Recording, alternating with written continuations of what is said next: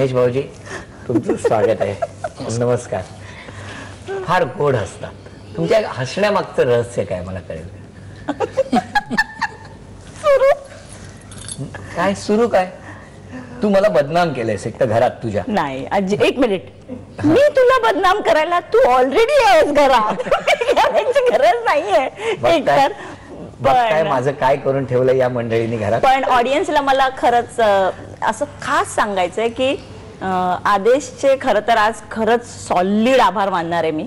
कारण फक्त तो या शोचा अँकर आहे म्हणून माझा नवरा आज आलाय स्क्रीनवर. क्या बात आहे महेश. नाहीतर कधीच नाही, कधीच नाही. किती छान. महेश, मला सांग की जेव्हा तुमचं लग्न ठरलं, बरं हे अरेंज मॅरेज हो, तेव्हा दीपाली या क्षेत्रात काम करत होती. असंख्य मित्र मैत्रिणी असा गोतावळा तिचा, तो आजही तू बघतोय, तो कमी झालेला नाहीये. काय वाटलं होतं तेव्हा तुला सगळ्यांना, जेव्हा हे स्थळ आलं तुला तेव्हा? एक मिनिट. स्थळ आलं नाही, तो आमच्याकडे आला होता, आम्ही नाही गेलो. मला तुझं कळतंय आता, चेहरा तुझा पहिल्यापासून सांगतो. गंभीर.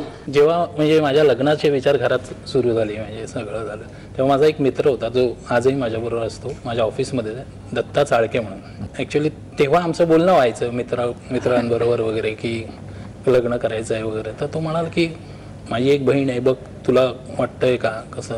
तर पहिला प्रश्न होता की बाबा काय करते बहीण? तर तो म्हणाला वकील आहे.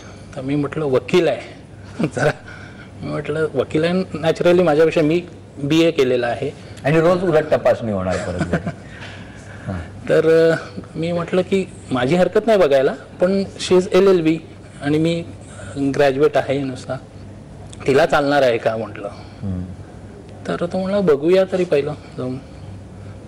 तर मी तेव्हा बँकेतर्फे क्रिकेट खेळायचो, आणखीन क्रॉस मैदानमध्ये आमची मॅच चालू होती. तर आम्ही लंच झाला, लंचला ही तेव्हा त्या हायकोर्टलाच असायची, तेव्हा म्हटलं जाऊन बघू. तो बोलला की बघूया तरी. तर गेलो, तो बोलला आणि मी तेव्हा पाहिलंही नव्हतं. ही पाटमोरी होती, ही बोलली गेली. तर तो त्याने येऊन विचारलं अरे पाहिलेस का? मी म्हटलं नाही, कारण का मी लांब उभा होतो. तो बोलला वगैरे आला. तर हिच्याकडे बोलणं झालं त्याचं, हिने घरी विचारलं.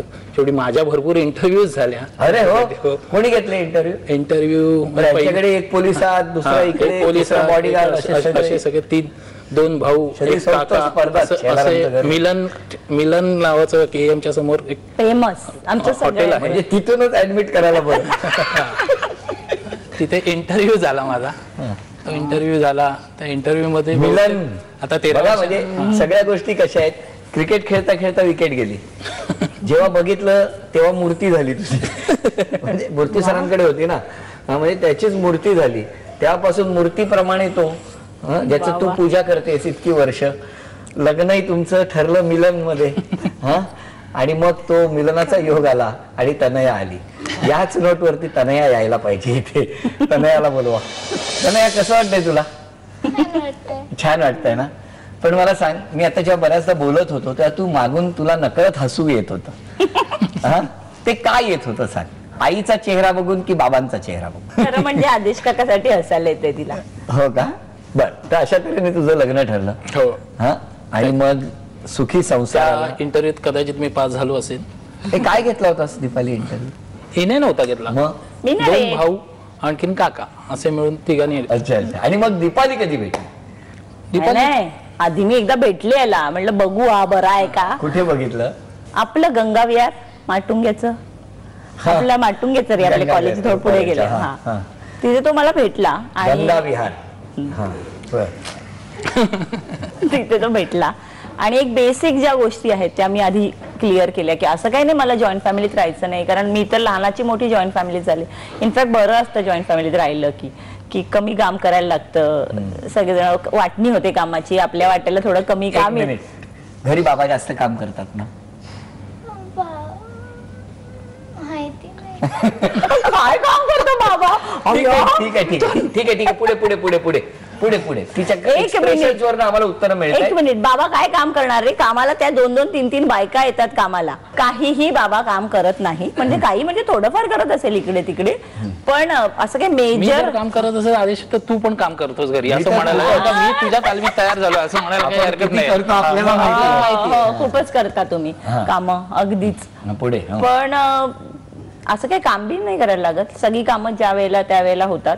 पण खरं तर महेश आहे माझ्या आयुष्यात, म्हणून मी आजपर्यंत जे काही करते ते मी करू शकले. कारण मुळात तुला माहिती आहे आपल्या फील्डमध्ये जर विश्वास नसेल आपला एकमेकावर तर इम्पॉसिबल आहे ना रे. आज म्हणजे मी काय किंवा तू काय, आपण फक्त विश्वासावरच आपला संसार चालू आहे. कारण मला आठवत आहे की आपण तुझ्या लग्नाला कसे पळून गेलो होतो.